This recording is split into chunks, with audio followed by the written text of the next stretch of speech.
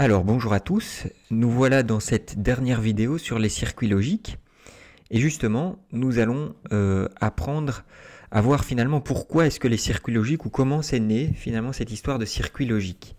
Il faut savoir que dans le chapitre précédent on avait travaillé, souvenez-vous, l'algèbre booléenne. Et dans l'algèbre booléenne, en fait on avait vu comment finalement après Carnot, évidemment, la simplification de Carnot, on avait surtout vu comment, à partir de fonctions logiques, telles que exprimées comme sur la page 44 du cours, ce que vous avez sous les yeux, eh bien, on voit qu'à partir de là, on reconstruit en fait, si vous voulez, l'équation sous la forme polynomiale de l'équation, pour alors essayer de la simplifier et alors éventuellement en reconstruire le circuit logique.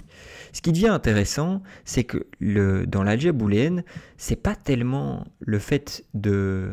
On s'en fout un peu de savoir comment exprimer une addition, une multiplication, une soustraction, mais les opérateurs qui nous intéressent sont vraiment les opérateurs booléens, c'est-à-dire le not, la négation, le ou, le or, le and, le et, le XOR, donc le ou exclusif, le NAND, qui est un circuit logique à part entière, qui est le non-et, et le NOR, qui est le non-ou, donc la négation du ou. Et ce sont des circuits à eux seuls. Et en fait, on se rend compte que la logique des circuits, en utilisant ça, on se rend bien compte qu'on peut recréer électroniquement chacun des circuits intégrés. Et c'est notamment dû au développement du transistor. C'est ce qui est expliqué finalement dans l'opération, dans l'introduction du cours, du chapitre plutôt sur les circuits logiques, à la page 49 du cours. Alors vous voyez qu'en parcourant rapidement, on voit par exemple que la négation, ça correspond à ce circuit triangulaire fini par une petite boule. Et donc on voit bien que si on a une valeur fausse en entrée, eh bien en sortie, ça permet d'obtenir du vrai. Et inversement, si on a une valeur vraie en entrée, on peut obtenir du faux en sortie. D'accord? Et en parcourant ça, finalement, on a l'expression de chaque opérateur booléen. Alors, nous, ce qu'on va faire, c'est apprendre à utiliser justement un logiciel particulier qui s'appelle Logically. Je vais tout de suite vous le montrer. Et on va apprendre à représenter finalement une fonction assez simple, comme celle-ci. Et donc, pour ça, je lance Google, je tape Logically. Voilà. Alors, c'est un logiciel que vous pouvez acheter, que vous pouvez éventuellement installer en version gratuite. Le problème, c'est que la version gratuite, comme c'est indiqué, elle est utilisable 30 jours avec toutes ses fonctionnalités. Et après, malheureusement, le software est bloqué. Et donc, vous ne pouvez plus rien créer. Par contre, et c'est ça qui va nous intéresser, nous, c'est que vous pouvez tout le temps l'utiliser dans le navigateur. Et donc, gratuitement. Et donc, c'est ce que j'ai fait. Vous avez vu, j'ai cliqué pour accéder immédiatement ici. Alors, en termes de circuit, si on regarde, voilà celui que je veux représenter. Donc, c'est une fonction qui représente 3 variables, a, b, c. Et à partir de là, on voit que la fonction, l'expression de la fonction est égale à A, ou, B et C. Le OU, c'est une porte logique, c'est un opérateur booléen. Et donc on va reprendre cet opérateur booléen. Mais avant ça, on doit évidemment représenter nos 3 variables. Alors une variable, ça n'est justement pas une constante, et donc c'est toujours représenté par un interrupteur, qui peut être soit à vrai, soit à faux, soit allumé, soit éteint. Et donc, on prend la variable à laquelle on associe un label. Le label, c'est toujours intéressant de lui donner un nom. Et donc, vous l'avez compris, je vais de ce fait créer mes 3 variables. Donc, j'ai A, B et C. Je positionne mes 3 interrupteurs. Je vais simplement renommer mes labels. Voilà, en face. C. Parfait. Alors, il faut savoir que les interrupteurs eux-mêmes, vous pouvez donc les éteindre ou les allumer. En sortie, et c'est justement ce qui est intéressant, c'est qu'en sortie, on va mettre une ampoule pour voir si l'ampoule s'allume et dans quelle situation est-ce qu'elle s'allume. D'accord? Alors, on va avoir besoin d'une porte OU, la OR gate, ici, et je clique, je fais glisser. Et puis on va avoir besoin d'une porte E. Et donc je sors la porte E qui est là. Et donc tout simplement, si je regarde la fonction que j'avais au départ, on a donc f de ABC qui doit être égal à A ou B et C. Donc on va d'abord combiner B et C ensemble. Le B et C, voilà, c'est bien une porte E, je le vois ici. Et je rappelle que si jamais vous avez plusieurs variables à mettre en entrée, plus que 2, vous pouvez augmenter tout simplement ici le nombre d'entrées au départ. Donc ça c'est vraiment d'une simplicité enfantine. Et donc on relie la variable B et la variable C à notre porte E, à notre porte logique E, et on va relier tout simplement le résultat de B et C avec la porte OU et avec l'autre variable A. L'avantage, c'est que alors on peut terminer notre circuit en reliant comme ceci. On voit bien que quand on est dans la situation où les trois variables sont à off, sont éteintes, donc à faux, 0, 0, 0, eh bien, la sortie de ce circuit est éteinte. Si par contre on allume A, on voit bien que l'ampoule est allumée. Si inversement on allume le B, on éteint A, mais on allume uniquement le B, à cause de la porte E, il faut bien que les deux soient allumés pour que ça donne vrai. Et le OU permet qu'il y ait seulement un des deux qui soit, j'ai envie de dire, activé pour que l'ampoule soit allumée. Alors je dirais pour finaliser notre schéma ou notre circuit, ce qui manque c'est peut-être un label sur la fonction elle-même. Et donc on a bien f de a, b, c qui est égal à a ou b et c. Et donc en mettant ça, on a l'expression même de notre fonction, on a nos trois variables et on a finalement la combinaison de tout.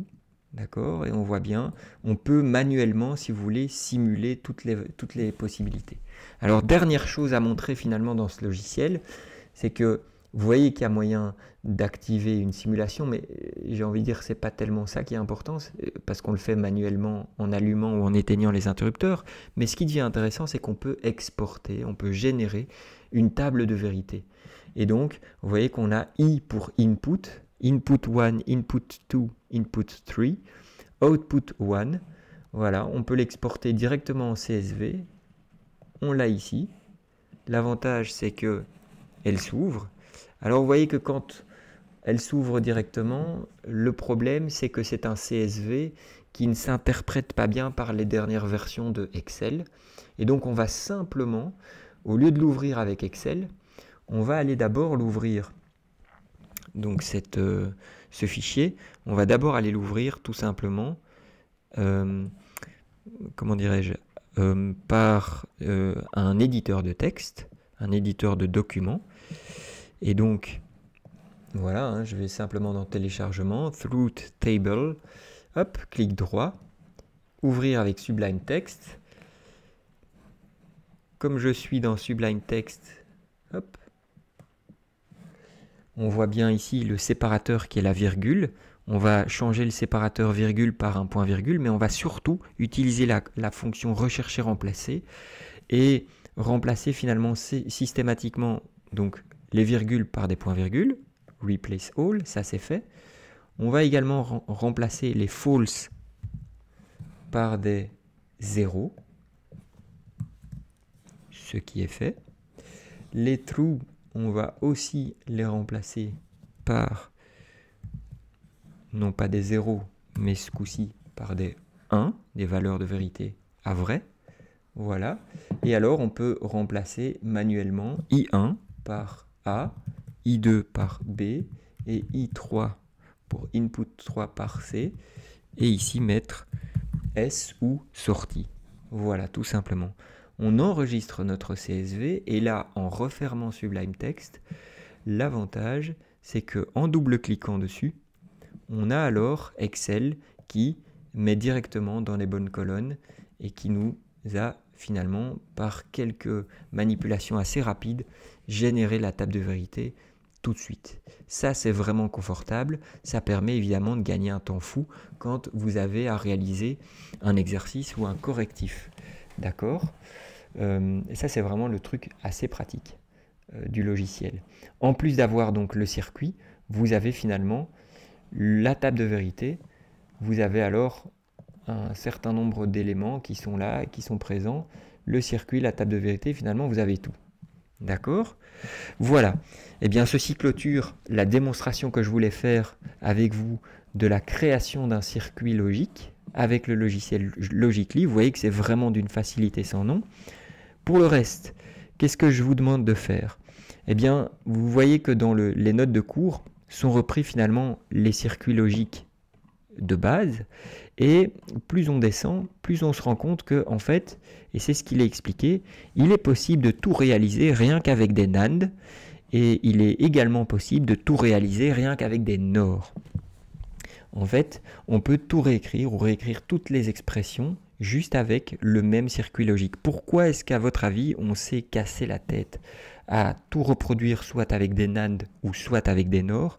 Mais parce que, en fait, les transistors, dans la fabrication même du circuit qui relie des transistors entre eux, on s'est rendu compte que à produire, on pouvait relativement facilement programmer la production en masse de portes NAND, comme on dit, ou de portes NOR. Et j'en veux pour preuve, dans les circuits intégrés de vos cartes micro SD, en fait, il faut savoir que ce qui fait la qualité d'une carte, d'un circuit de mémoire, c'est justement le fait qu'il soit produit en NOR ou en NAND. En fait, les NAND ont une durée de vie beaucoup plus longue. Alors, sans rentrer dans les détails, il faut savoir que c'est juste dû à l'architecture même du circuit. D'accord ? Et donc, c'est vraiment super intéressant parce que, vous voyez, hein, on voit clairement ici, on a en fait une même variable qui, on va dire, se combine elle-même avec la porte NAND, qui donne simplement l'opposé de cette variable. Et donc ça, c'est pas inintéressant à, j'ai envie de dire, s'entraîner et surtout à mémoriser ce genre de tableau-ci. D'accord ? Pourquoi ? Parce que vous allez voir qu'on va réaliser un certain nombre d'exercices. Alors ici, toujours dans les notes de cours à la page 54, vous avez un exemple duquel on est reparti, donc une fonction un peu plus complète, d'accord, avec ABC, toujours 3 variables.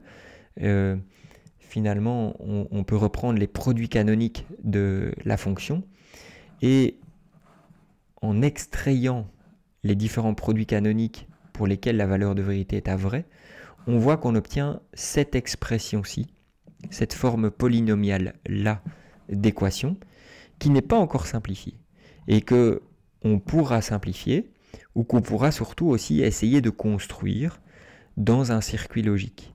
En fait, dans les notes de cours, ce circuit-ci est fait et on voit bien avec les couleurs, servez-vous vraiment des couleurs pour voir, tiens, si on allume cette valeur-là, si on éteint les deux autres variables, qu'est-ce que ça donne en sortie ? Si on allume la variable A et la C, qu'est-ce que ça donne en sortie à chaque fois comme ça? Et vous voyez qu'on obtient effectivement bien les valeurs de vérité de la table qui est répertoriée ici. D'accord? Et c'est ça qui est intéressant, c'est vraiment de voir que le circuit logique reproduit nous donne l'expression des valeurs de vérité et ça permet vraiment de matérialiser ça. Et donc, ce que je vous demanderai, simplement, c'est de reprendre les exercices du chapitre précédent. Donc, vous les aviez déjà faits uniquement par rapport aux formes polynomiales. Et donc, on va reprendre ces exercices et on va reconstruire, pour l'instant, les circuits logiques. Je vous demande de réaliser ça pour vendredi de cette semaine. Voilà. Je vous laisse et je vous dis à très bientôt.